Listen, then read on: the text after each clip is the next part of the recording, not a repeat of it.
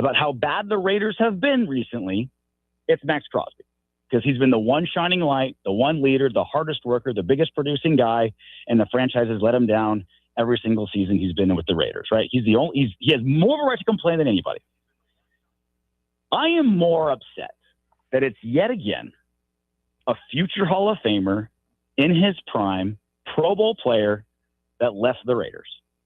Every single good player the Raiders get seems to leave in their prime to another team. It happens over and over again. And I'm just having nightmares of Brock Bowers in a Colts jersey, of Ashton Genty playing for the Broncos. Like, it's just like, you had a guy that just said he would live and breathe Raiders. I truly believe Max Crosby when he says he loves this fan base. He loves this. He says he's going to stay in Las Vegas. He just paid off his house. He's still going to be a Las Vegas local.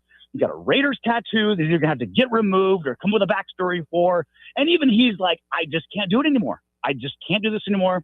I have to leave. That was my biggest takeaway, is that no matter what happens with this franchise, no matter what great diamonds in the rough come to the Raiders, they always leave in their prime with plenty more to give.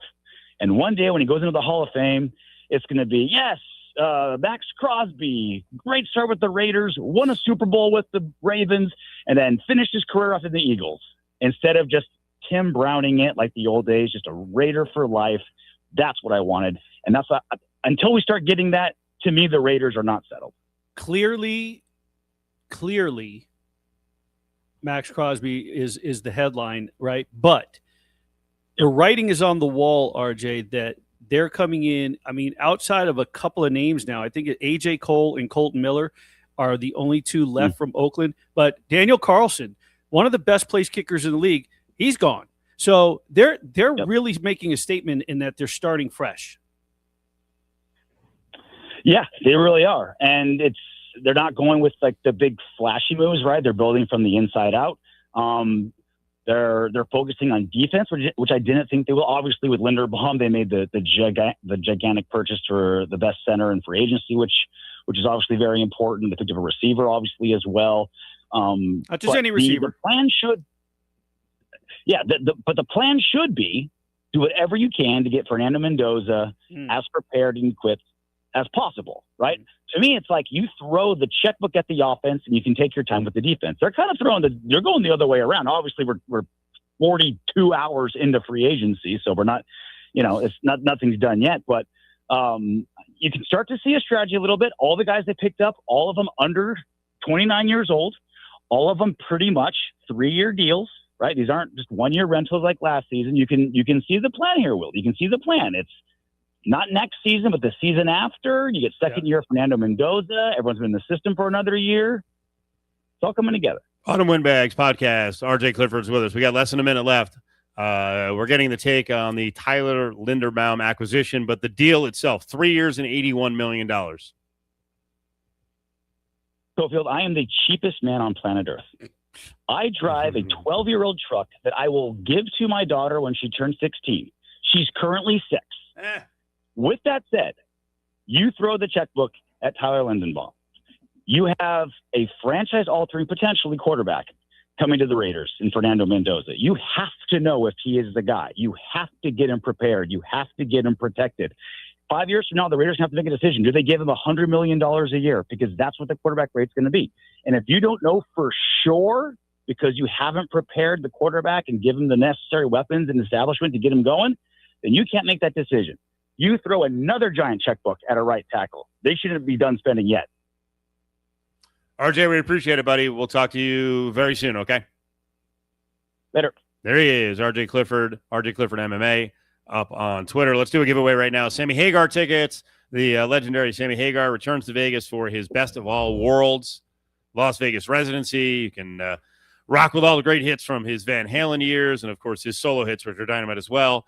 He is here from the 11th to the 21st, again in September. Dolby Live, Park MGM. Tickets are on sale right now at Ticketmaster.com. It's Sammy Hagar in Vegas, Best of All Worlds, Las Vegas residency. Caller 7 right now, 364-1100, 364-1100. Caller 7.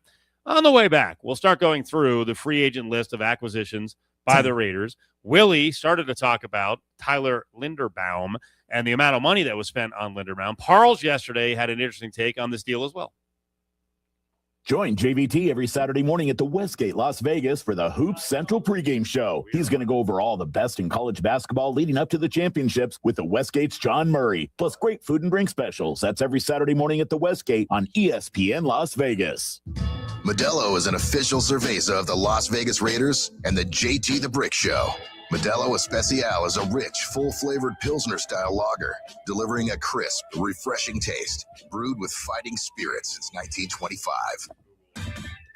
Try the Chicken Melt Trio at Port of Subs. Protein-packed with bold sauces and built to crush cravings. Order now at portofsubs.com. Slice fresh sandwiches. Yeah, I know about that one. Yeah. Don't miss the William Hill Radio Show, hosted by Paul Howard, live this Tuesday from 6 to 7 p.m. at the William Hill Sportsbook inside the Palms Casino Resort. Paulie will break down all the betting action, including odds, matchups, and who bettors are backing the most. After the William Hill Radio Show, make the William Hill Sportsbook your home for betting with live, continuous in-game wagering. Don't miss the William Hill Radio Show with Paul Howard this Tuesday. Miss a show? Check out lvsportsnetwork.com for everything ESPN Las Vegas, 1100 AM and 100.9 FM, KWWN Las Vegas.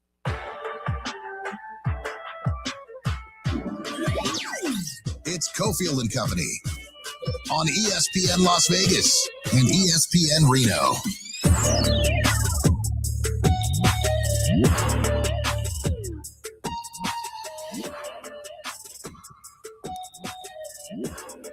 All right, here we go. 4 o'clock hour. Cofield and Company is Willie is here. Justin Watkins here as well. So we have a bunch to get into on the legal front. That college football, college sports committee thing. Yikes, that was interesting as well. But Justin Watkins is here at Battleborn Injury Lawyers, Battleborn Broadcast Center. 4 o'clock hour every day is brought to you by Battleborn. 766-1400 is a number. 775-766-1400 is the number you got to dial in the north. But before all of that, you are still kind of a Chargers fan. And I don't want to say this the wrong way. My football philosophies are being talked about often at home because the bigger football fan in Casa de Cofield is actually my girlfriend. And, of course, she's, like, very into what's going on right now. And she loves reading message boards. So she's reading the Chargers fans all pissed off because they're not doing anything. And I'm like, no, that's what you're supposed to do. You pick your spots. Now, what the Raiders did yesterday wasn't, I think, irresponsible because they have so many holes. They had to come out and get some players. But I don't know that everyone they nailed in terms of value. But we'll find out. I mean, they were so void of talent that they had to go and get some players and start to change the program. I know, but I think like sometimes, and I think the Raiders were guilty of this, is, you know, they wanted to make a splash from an image standpoint of like, look, we're doing something really important. And I don't think that that's always the best philosophy for an organization. And we talk about that often is like, if the Raiders could not worry about public perception, like the Golden Knights clearly don't worry about public perception, would they achieve a little bit more success? I'm with you. I like that the Chargers aren't doing anything. That, I think, speaks well for where we're positioning ourselves in the future and what they think about what we already have and the flexibility it gives us moving forward. But yeah, I mean, my Charger fandom has waned to the point where I'm certainly not on message boards like reading up on the Chargers like I used to be.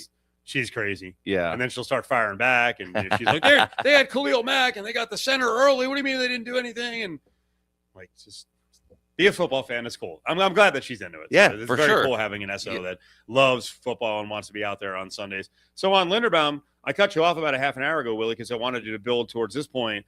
Let's see. Jeff Parles yesterday said, didn't love the deal. 3 years, $81 million because the deal's too short. He said, hey, Mendoza and the team will arrive in years 3, 4, and 5. Are they going to have him for 4 and 5? That's a fair thought. I think paying $9 million more than the next center is a little bit crazy. I think there are some value centers out there. But I can also listen to the other side in that they're going to have a rookie quarterback, and the center is going to be really integral to, make a lot of calls at the line and, kind of guide this through his first couple of years, guide this guy through his first couple of years. So if you want to pay extra, pay extra. But I recognize that there is a budget. Mm-hmm. Like a lot of people are like, yeah, lots of money, spend it. Like that's not like you have to pay the piper at some point. They have a lot of needs. You didn't like the size of the deal either, right? I think they overpaid, and I think part of it in what Justin was talking about, making that splash. I think I'm not in the head of Spytek and Kubiak, but part of me wonders if when you finally trade who's become the face of the franchise away, you somewhat maybe feel compelled to answer to that immediately and say, well, this is what we're doing. Yes, but we're doing so it not to take the headlines away and shine the spotlight away of that we got rid of Max Crosby, but at the same token, and not to mention, just brought this up, Daniel Carlson. He's not as on magnitude wise, but still one of the best place kickers in the league. So they want to show that they're doing something, and they go out and they pay this big price for a center. They bring home the hometown hero that was an All-American high school wide receiver that sort of made a name for himself with the Vikings, and Jalen Naylor. They re-signed two guys that was with the club. They make a trade for a cornerback that strengthened the secondary. So they're doing enough to sort of bring the headlines to what they're doing, not what they did in getting rid of Max Crosby. Yeah, I mean, I just always think that they're doing something for public perception as part of the equation. Yeah. And I think if that's part of your equation, then you're not making the best decision that you could make. And their offensive line is a mess. I mean, I think with the kind of budgetary openness that they have right now, I would much rather have B pluses across the line, right, and have a solid line than an A plus center and D minuses at other positions of Chargers need. Center they signed is $10 million a year. The re-up McGovern in Buffalo was $13 million a year. How about I get one of those guys if you can pry him, to Las Vegas, and then you have another $13 million for another position, or maybe it's a tackle. Maybe it's more in the front seven on defense. Now they spent a lot of money in the front seven on defense too. They came out and got two linebackers. People don't spend on linebackers, right, but they're playing a 3-4, and then they got Kwity Paye, who they guaranteed upwards of $30 million and like a $48 million deal. So. I mean, I'm of the opinion that if you're in the position that the Raiders have been over the last 20 years, that they really shouldn't, unless they drafted them, have an A plus at any one position, because they need a lot. They need to upgrade a lot of C and D players to a lot of B players. And if they had a lot of B players, they'd be competitive. But they are in the toughest division in the NFL right now, and having one or two A pluses and a whole bunch of D pluses and C minuses ain't going to cut it. And so that takes time. It takes patience, and making a big splash, I don't think is going to change the economics of who shows up at that stadium. It ain't Raider fans anyway. It's all the visiting. It's 60% visiting fans anyway. Wouldn't the logic be, hey, if they win a little bit more early, that they can get a lot of their fans back? I agree that the quick fix might not be the best thing to win a Super Bowl, but if they're looking at getting the environment back, which I don't think they should be concerned about that. I think it should be about winning 3, 4, and 5 years from now. I agree with you, but I think signing, the headlining center isn't bringing people back. Showing steady improvement on win totals and getting to that competing for a division title in 3 to 4 years. I think that will get some Raider fans in there. But right now, you signing the number one center in the league is not going to change the dynamics of the fan base that's showing up to these games. Did I read correctly that after the first day, and here we're a day and a half in of the quote-unquote legal tempering period, that they're still number 2 in salary cap space? I think behind the Commanders.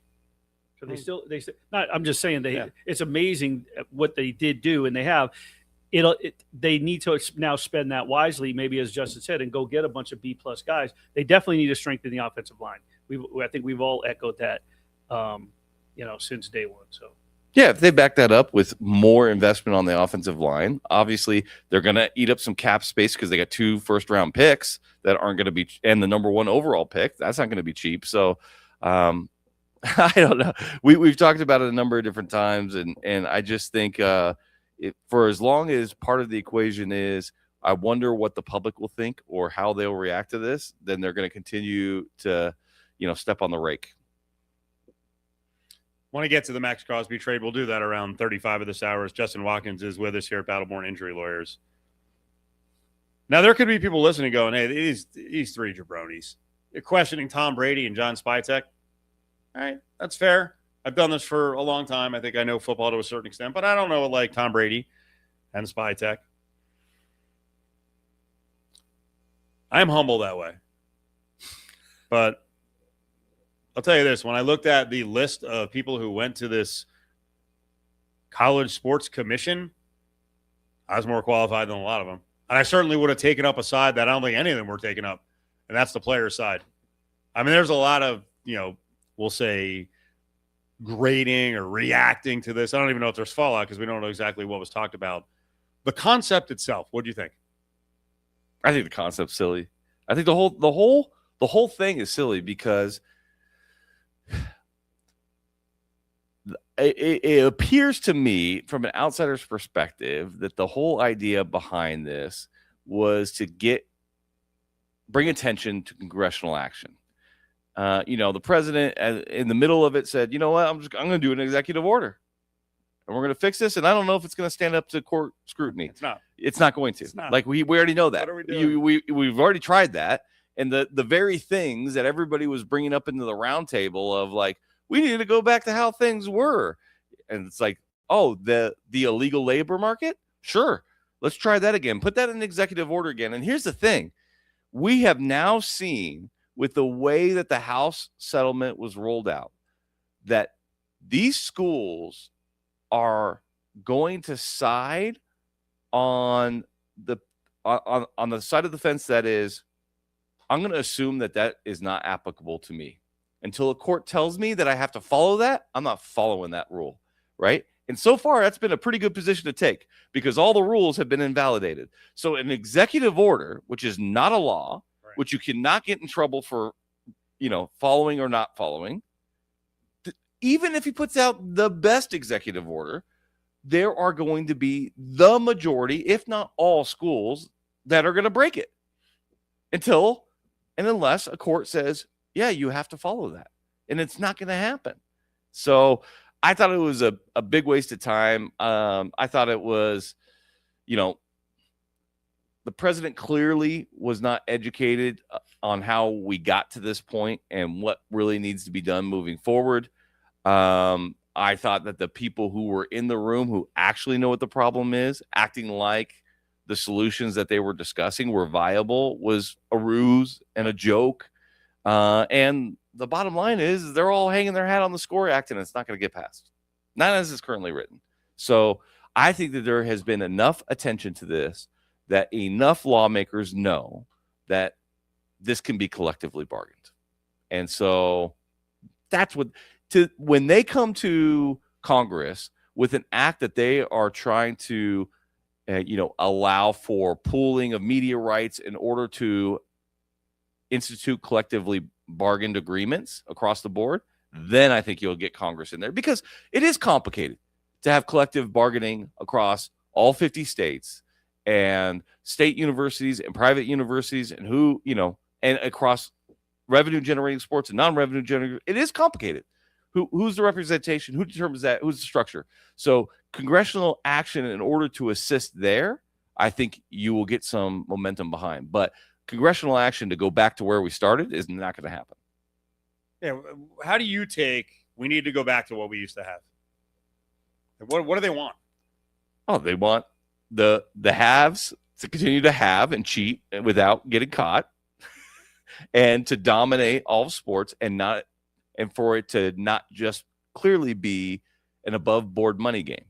Because the old way it was, when I look at it, is the above board money got sanctioned, and if you weren't a blue blood, you got in trouble for it. And the below board money for the blue bloods, you got a blind eye turned to it. Texas Tech would have the death penalty right now. Their SMU of, Yep. The SMU of the 80s is Texas Tech now. Yep. They would never approve this. No way. They wouldn't. I'll give you the intriguing one. What would they do with BYU, a faith-based school? Right? I mean, the power going back to the NCAA to determine who's the blue blood and who's not. That's what it's really about. Yep. And they always determine BYU is not a blue blood. And these Texas schools that have more money than they know what to do with, not blue blood. Texas and A&M. They're approved. Yep. And A&M's approved. Yep. That's it. Everybody else, because Texas and A&M don't want any competition, you guys sneeze the wrong way, you're gonna get. I do love that. It seems like most of the public is onto this. For sure. They call it out immediately. They're like, the new system is. I mean, it may not be perfect, but there's a lot more competition than there's ever been.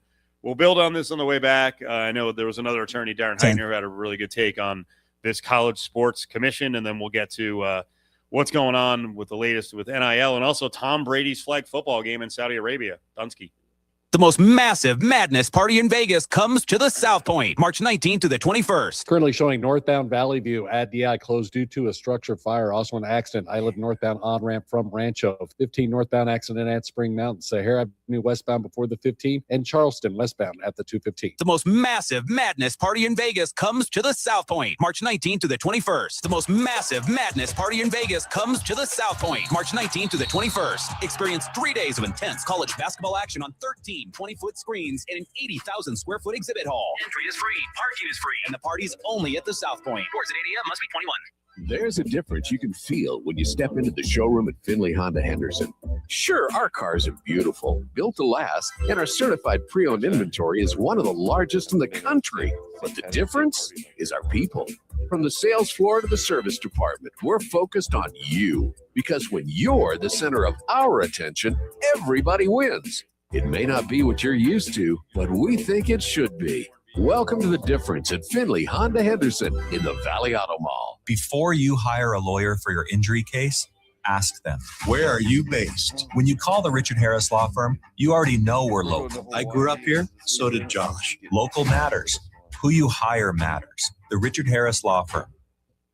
Brake light on? Tires wearing down? Meineke certified techs fix brakes, tires, AC, alignment, engine repairs, and oil changes. Every visit includes a free digital inspection with photos and videos so you know exactly what your car needs. And right now, get a synthetic blend oil change starting at only $34.95 at all locally owned and operated Meineke centers. Find your nearest location at Meineke.com. Trust your key with Meineke, doing car care right. Modelo is an official cerveza of the Las Vegas Raiders and the JT the Brick Show. Modelo Especial is the model Mexican lager. Everyone knows that hard work deserves a fitting reward. A Pilsner-style lager with a crisp, clean taste. I'm Boomer Esiason. My mom died from cancer. She was only 37 years old.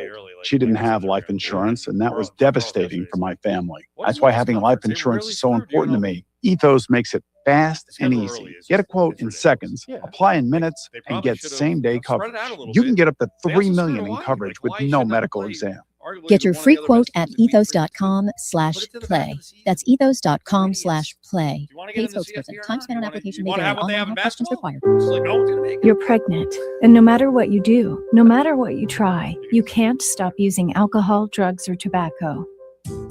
But no matter how lost you are, how far along you are, it's not too late.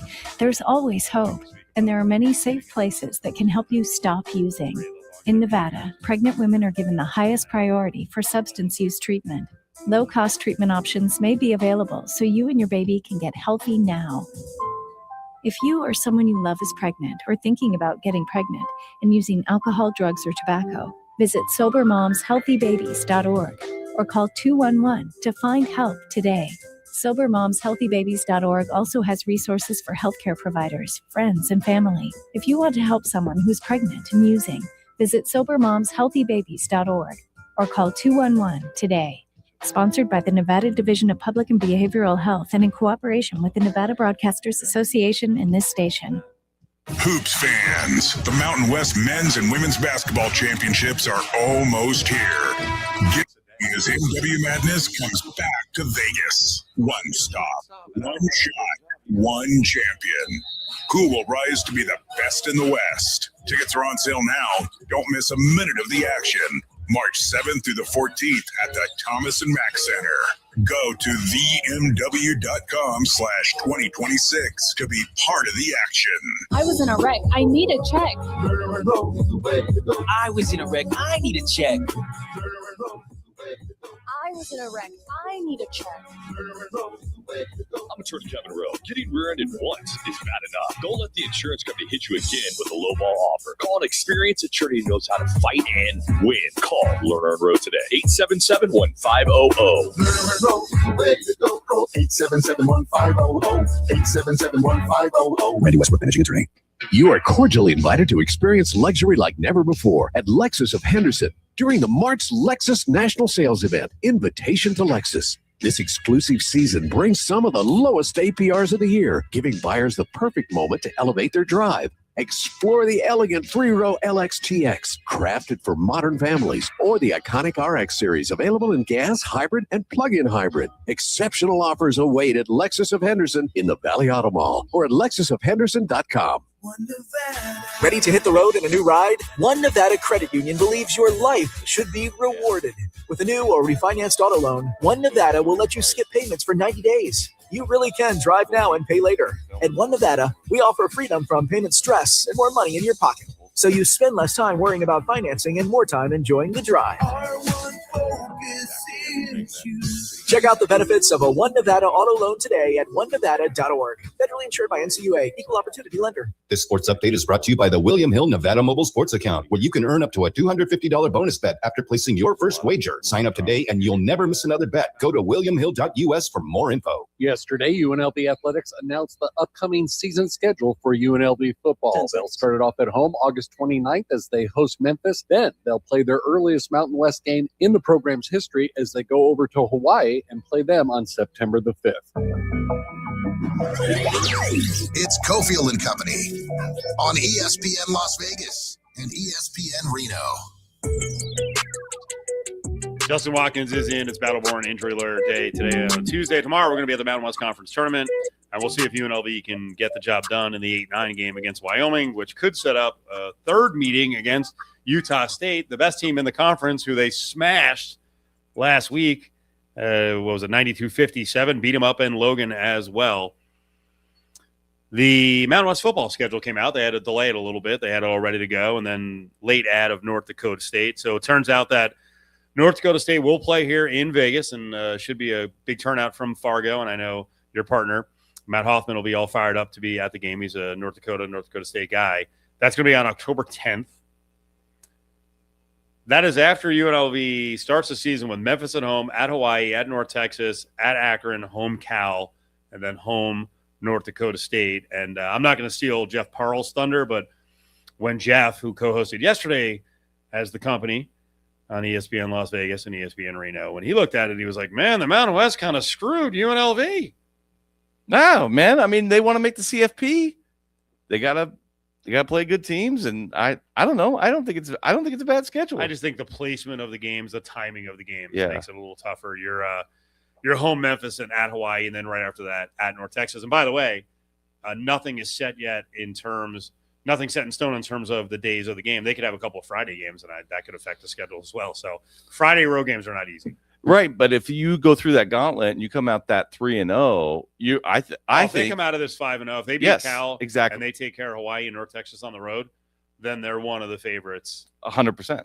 I said like initially on a quick video reaction, I was like, if they go 5-0 coming out of the gates, and Dan Mullen is going to be the coach of the year of the Mountain West Conference. Well, and you are clearly putting yourself in that CFP position against any of the other conferences, even though I think, in that sort of Pac-12, American, the new Mountain West, I think that they're typically the third of those three in regards to strength, but not that schedule. UNLV puts themselves, if they come out 5-0, they put themselves at the leader of the clubhouse coming in because everybody else is playing, lesser games and not as challenging of a schedule. And we know this, once you're ahead in that CFP ranking, it's hard to leapfrog somebody, unless you got some real political cachet, and nobody in the G6 has any political cachet. So wherever you're at is where you're going to stick. So, let's just say Boise is 5-0 at the same time. If UNLV's got those better looking wins. Maybe they're atop of them in the rankings, and that rides out through the whole season. What do you think is going to happen in the Pac-12 in the first year? Cannibalization? I Just do. like we're seeing in the Mountain West this year in basketball? Exactly what I think is going to happen. Yeah, I don't think anybody's coming out of that undefeated, or I think it's going to be a 2-loss team. That probably 1 or 2 loss team in conference, 2-loss overall. I think it's one of the things that makes I'm not saying the Mountain West is a soft touch, and North Dakota State being added does make it tougher, but I think it is one of the things that makes UNLV's stay in the Mountain West more attractive right now. Now, long term, it could be a money buster. I don't think it will be. I think we talked about this. I selfishly wanted UNLV to go to the Pac-12. I wanted to see Pac-12 teams here and competition here. Most of the games that UNLV is going to play here in conference, I'm not going to be interested in seeing. That's just true as a fan. But from their perspective, you can check some boxes that makes this decision make a lot of sense. Number one, if they win these lawsuits and this money comes through, they've erased their deficit all in one fell swoop, which is great for them. 2, with the history that they've now put together over the course of the last couple of years, they're clearly at the top of the conference from a football perspective, and they position themselves in a potential for an undefeated season any given season, which, depending on what happens in the American and what happens in the Pac-12, which are much there's more parity in those 2 conferences. I think you put yourself in that discussion as an undefeated team to be ahead of a 1-loss team in either of those 2 conferences. And so I do think the path is easier for UNLV to get to the CFP by staying. Justin Watkins, big college football fan. College football better. I didn't say big. He's our Joe, the Pro versus Joe. He's also our legal analyst and a former public servant. He's here at Battlemore Injury Lawyers. We're in their studio. 766-1400 is the number to call from anywhere in the state of Nevada. Last thing on this, I'm still seeing with the basketball side ending and the disloyal flap moving off to the Pac-12, I'm still seeing a lot of Utah State's fans especially, but San Diego State as well, Boise to a certain extent, very concerned with what UNLV is doing. And now their new party line is, well, you're not getting the money anyway. Yeah. Is there anything to suggest they're not getting I think there's a ton to suggest they're not getting the money. Okay. I mean, but I've been saying that from the word go. Right. I've been saying from the word go, it's impossible. Half or none. It's legally impossible for them to get more than half. Like, I believe that, and I've been consistent about that the entire time. Double dipping. They are not getting more than half.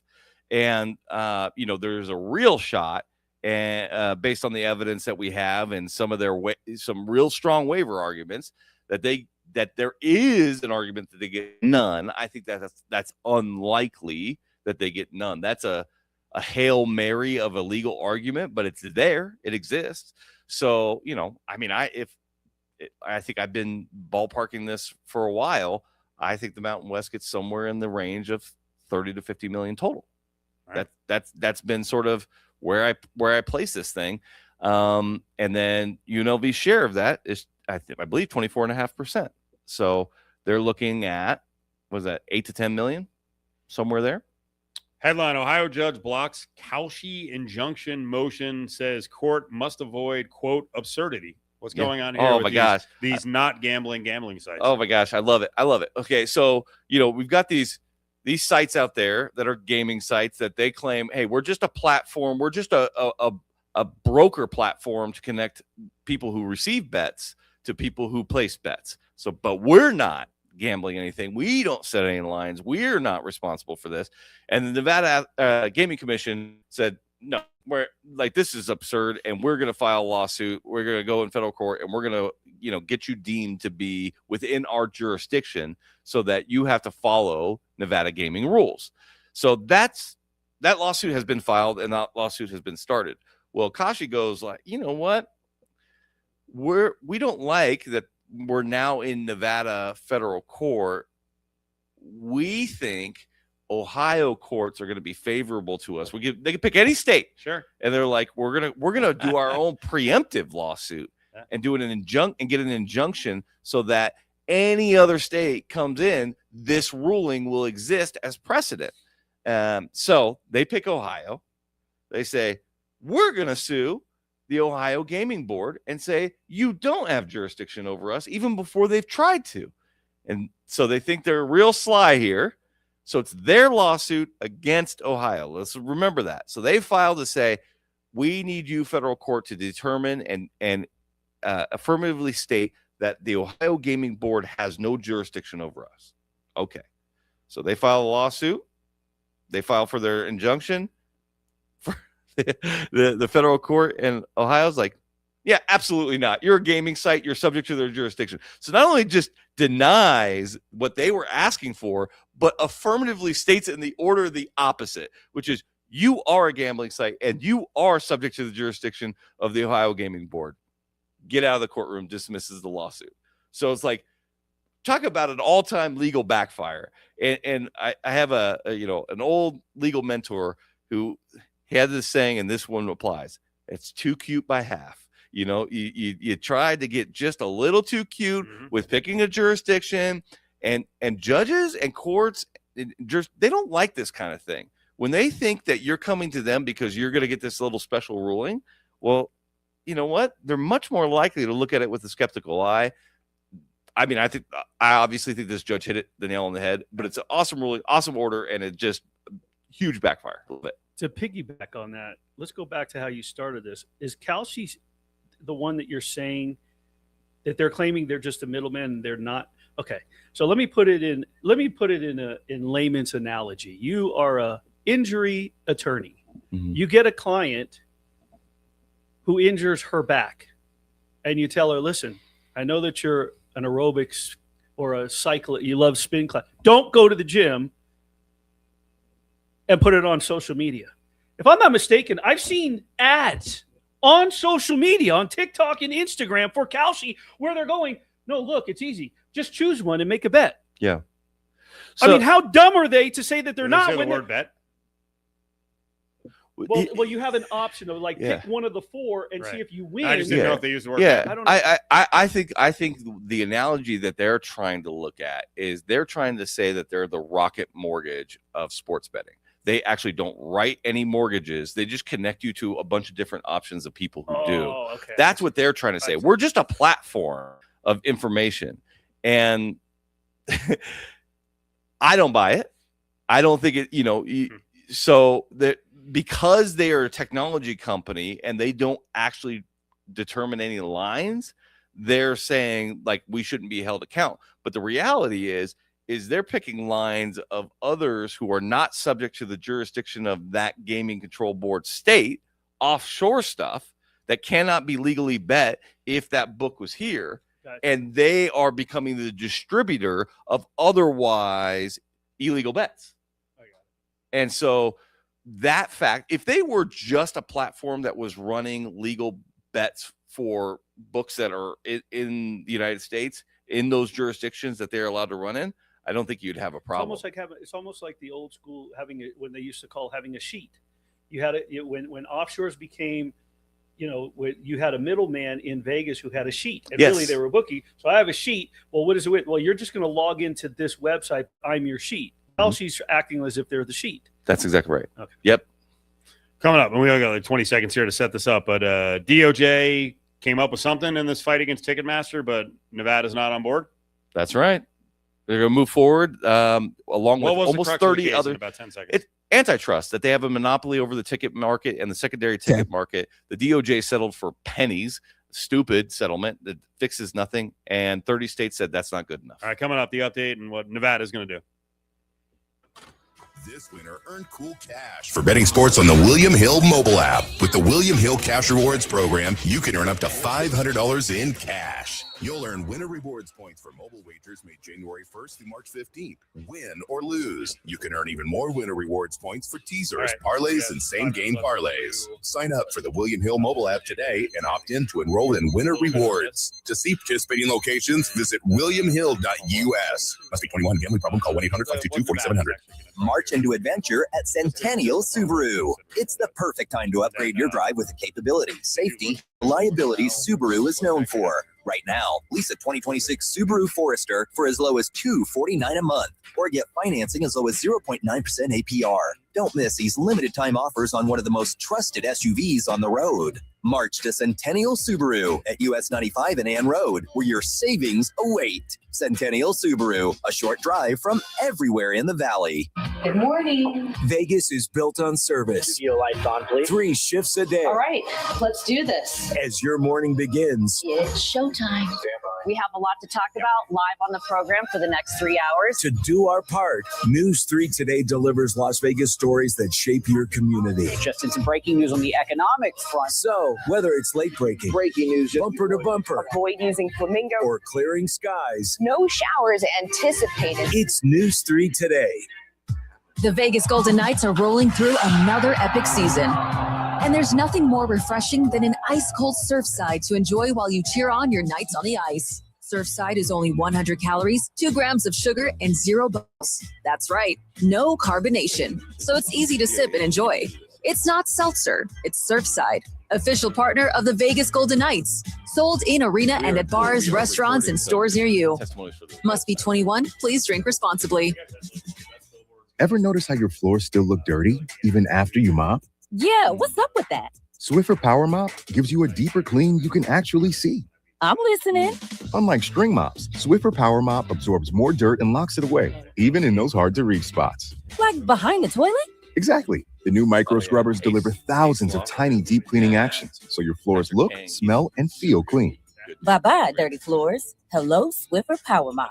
Try the Swiffer Power Mop. Love it or your money back. The Golden Circle Sports Bar inside Treasure Island Hotel and Casino is the best place to watch games on the Strip. There's a huge video wall and over 55 plus screens throughout the bar. Place your sports bets at the new STN Sportsbook. The menu with the Golden Circle Burger, the Linebacker Bison Burger, Philly Cheesesteak, the Polish Sausage, and so much more is dynamite. The Golden Circle Sports Bar's happy hour is amazing with $5 draft beers every day from 10 a to 6 p. Treasure Island, the Vegas destination for those seeking a contemporary resort experience with an ideal location on the Las Vegas Strip. And remember, parking is always free. It's Cofield and Company on ESPN Las Vegas and ESPN Reno. So we're going to talk to William Hill's Ray Cleaver in about 10 minutes, and we got a lot of stuff to get to. We were just talking about Ticketmaster, Monopoly, lawsuit, DOJ settled, a bunch of states. I didn't realize there was 30, including Nevada, are like, yeah, this isn't proper. This is not up to snuff. So what are we doing? It doesn't solve the problem. The problem and the reason why so many states have filed antitrust lawsuits is that there's, evidence of a monopoly in price fixing and a secondary market that's also all owned by Live Nation and Ticketmaster, so that the public perceives that they have options in regards to ticket purchasing either direct or on the secondary market, and really they don't. And they're all owned by the same conglomerate of Live Nation, and they're all sort of using and sharing information across the platforms together, so that if you're on one site looking at a seat and you try to go on another site, they already are talking to each other. They know that same user's looking at that seat. It's bumping the price. The prices are constantly changing in regards to following the cookies on any one individual person's devices and set of devices. And so, the DOJ gets $280 million as a fine, and then gets some disclosures and basically no change of behavior. And the states were like, no, something's got to change. They have to spin off these companies. They have to fully separate. They have to create, what's known as a Chinese wall in between, no communication between the two different companies in regards to customers, et cetera, et cetera. In modern terms, this is a lot like the breaking up of the telephone companies. We had Bell, and then you ended up having like Pacific Bell and Atlantic Bell, and I don't even know all the other ones, but they had a bunch of different bells that they had to break up regionally. I don't know if you're going to see a breakup regionally like that, but you are going to see eventually a breakup of Live Nation and their accumulation of all the different ticket websites. I'm being 100% truthful here. I'm on social media all the time, so the algorithms get me, and I don't want this stuff. I hate seeing it. I don't like fights all over the place, especially at restaurants. I hate the videos. They gross me out. But we did have something go down here at a Golden Corral with a fork. Yeah, so the manager of the Golden Corral addressed a diner. This is according to the allegations in the complaint. So, it's one side of the story. That he hadn't paid for his meal, and the patron says when he stood up to show him the receipt and he was asked to leave, he showed him the receipt and was sliding over his plate and fork, that he got his head slammed into the table. got tackled down to the ground and has several, they say they have pictures to prove, fork puncture wounds in his back by the owner. Let's just assume for a moment that that's true. Let's assume two things are true. One, that he had not paid for his meal. Let's assume he was trying to pull one over on the Golden Corral. He had not paid for his meal. And two, that he was attacked for not paying for his meal. The question becomes, I think that's relevant to the public is, what is a business's or a store owner's or a retail owner's right to protect their property from theft? The answer is you can use reasonable force to protect your property, but it must be proportional to what the theft is. Meaning, if they're stealing a pack of cigarettes for $10, you don't get to, stab them. You don't get to shoot them. You don't get to use deadly force. And arguably, you don't even get to use like violent force. Can you detain? You absolutely can. You can detain, but physicality. But obviously, if in order to detain, you are raining down blows to knock this person unconscious because they're bigger than you, and that's what you need to do in order to actually detain, probably not proportional response to what the theft is. If the theft is worth $100,000, let's say you're going into a jewelry store and you're stealing something that's worth $250,000. Well, the proportionality of that says you can get more aggressive and more physical. The lower the value, and knowing Golden Corral as I do, I'd say that two people's meal is probably under $100, and so the proportionality of it would lead you to believe that even if we accepted those two things as true, that they went excessive. We'll have to follow this one because Kofi and Company seems to be a show that often gets involved in third man in. That's right. The hero to all, Adam Hill. So, Adam Hill. Justin, have a great week. We'll talk to you next week. All right, thanks, guys. This is JT for Las Vegas's premier cigar lounge, La Casa Cigars and Lounge at Tivoli.